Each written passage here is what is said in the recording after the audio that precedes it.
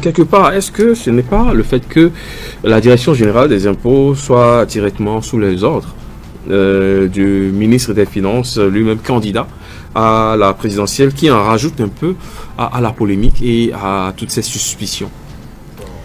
Bon, moi je pense qu'aujourd'hui, c'est vrai, c'est un débat qu'on ne va jamais finir de faire. Aujourd'hui, le ministre des Finances, on sait que la DGI est sous la coupole du ministère des Finances, aujourd'hui, qui est aussi candidat, ça pose un problème.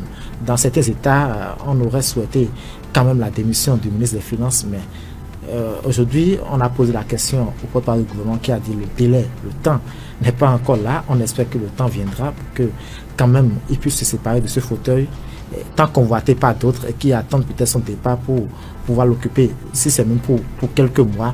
Mais il est vraiment important parce que même dans les tests, il n'est pas permis que les acteurs directement impliqués dans l'organisation des élections puissent être candidats, puissent postuler. Maintenant, si ça devait arriver, dans l'autre des cas, soit c'est le candidat qui démissionne, soit il n'est pas candidat aux élections.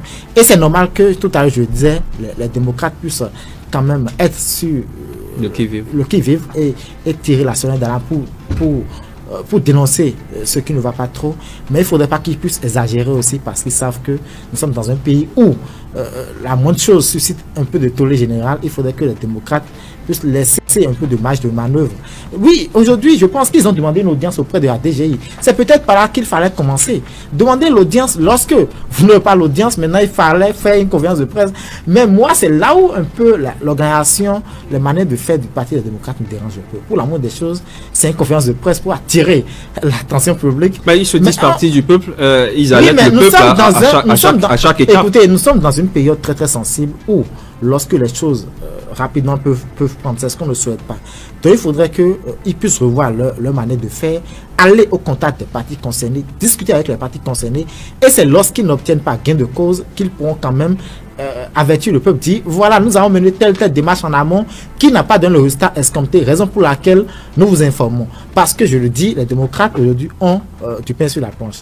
Ils ont beaucoup de chantiers sur lesquels ils sont attendus.